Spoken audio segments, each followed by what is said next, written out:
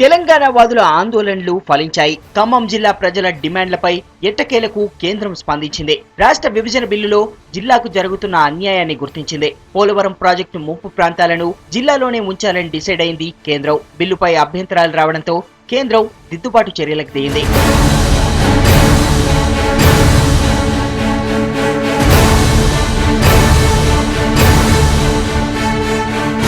ఆంధ్రప్రదేశ్ పునర్వ్యవస్థీకరణ బిల్లులో సవరణలు చేసేందుకు కేంద్రం సిద్ధమైంది. ప్రధాని నివాసంలో బుధవారం సాయంత్రం జరిగిన కేంద్ర కేబినెట్ సమావేశంలో ఈ మేరకు నిర్ణయం తీసుకుంది. సీమాంధ్రలో కలపనున్న పోలవరం ముంపు గ్రామాల సంఖ్యను కుదించాలని డిసైడ్ అయింది.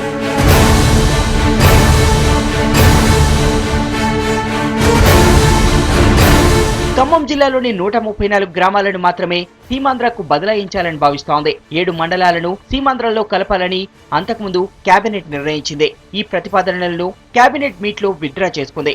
7 మండలాల స్థానంలో 134 గ్రామాలను మాత్రమే సీమాంధ్రకు బదలాయించాలని, మిగతా వాటిని యథాతథంగా కొనసాగించాలని కేంద్ర మంత్రిమండలి నిర్ణయించింది.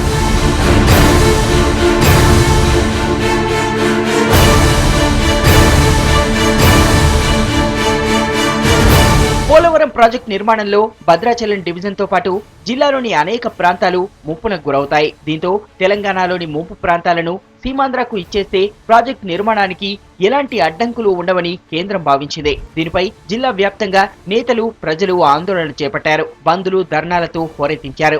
అటు జిల్లా కాంగ్రెస్ నేతలు పార్టీ అధినేత్రి సోనియాను కలిసి సమస్యను వివరించారు. ఇక బీజేపీతో ప్రధాని బిందు భేటీలోనూ ఇదే అంశాన్ని ప్రతిపక్ష నేత సుష్మా స్వరాజ్ మన్మోహన్ దృష్టికి తీసుకొచ్చినట్టు సమాచారం.